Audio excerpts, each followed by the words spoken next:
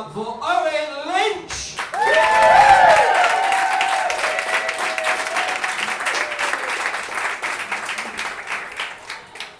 How's it going?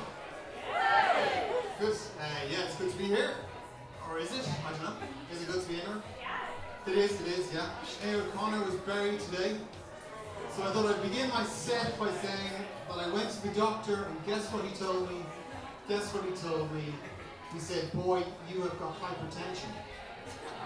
And he said, you've got to start taking tablets. And I said, okay, so is that like a course of tablets, a dose to kind of run through? And he said, no, you're going to have to take those forever. And then he corrected himself and he said, sorry, I mean, you're going to have to take those until you die. So forever for you, but not forever for everybody else. So I said, thanks, Doc. That kind of kicked off a bit of an existential crisis in me. But there was a time when you went to the doctor and they would just do the physical thing. You know, they would just kind of do the teenager grand, slap you on the arse and off you go. That was my doctor, he was a people fan, but that's what they used to do. But nowadays, just as they get to the last couple of minutes, depends how crazy you look, they lean forward and they say, so, how are you feeling? How are you feeling? Oh, I don't know, like 2 minutes on how I'm feeling? Because they've got like a lot of leaflets and shit. It's like a Devon tourist attraction of stuff that they want to hang. It's in those moments you want to fuck, isn't it? You just want to start twitching and saying, I'm having sex with rabbits again, dog, and I keep fucking them and I don't know what to do, I'm going to top it off. The guilt, what do I do? And they're like, oh, well, it's more common than you realise. Yeah, castrating rabbit fucking. But I lied, I said I'm fine. And he said, look, just take this leaflet with you. And it was how to deal with a midlife crisis, which was a bit depressing. Have you been there? Anyway, I read it, the leaflet, on the way home, on the number 4 bus, and it was, there's no cure to a midlife crisis. It's in the, you go through it, you grow into it and you grow out of it. It's a bit like puberty, less hair, the voice is probably already dropped, but it's a progress that you go through. And there's no cure, but there were 8 bullet points, things to look out for if things are happening to you, you might be having a midlife crisis. So it was things like feelings of depression and sadness. There was a lot of excess. So excessively thinking about the past, and then underneath that it said nostalgia for the past, which I thought was a bit of an oxymoron. Nostalgia for the past. Can you have nostalgia for anything other than the past? Things like boredom, excessive boredom, comparing yourself to others, and then the last one was the need to do something amazing or drastic.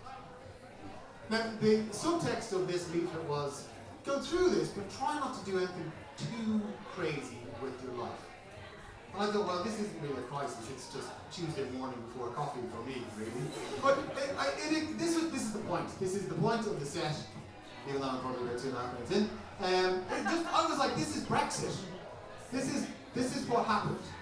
A group of men went through a midlife crisis, and they were sort of attracted to this room. It was like a honing device, bringing them into this room, a dusty room somewhere down in Westminster, and they, cleared off the sign that said, European Research Group, EORG, the ARG, and they were like, what is that? And they just went in, they felt it, and I know, everyone's like, oh, Brexit fatigue, it's the pigeon, it's the giant, it's that giant pigeon, metaphorically speaking.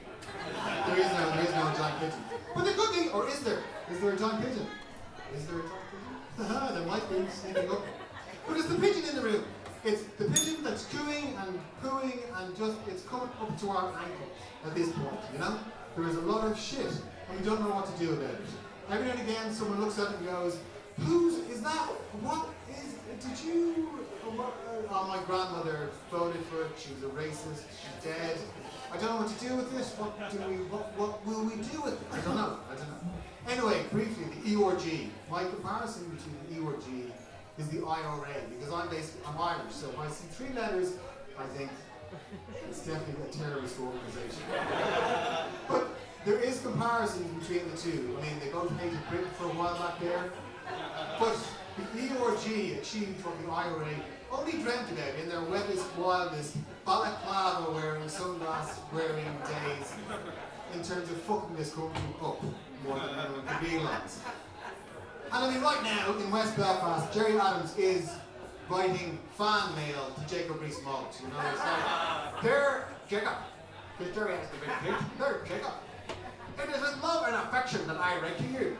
You have achieved in the last 6 years the things that we had only dreamed about in the IRA over 30 years. I love you, Jerry. Kiss, kiss, kiss, kiss, kiss, kiss. See you soon, Jerry." Thanks very much, you lovely.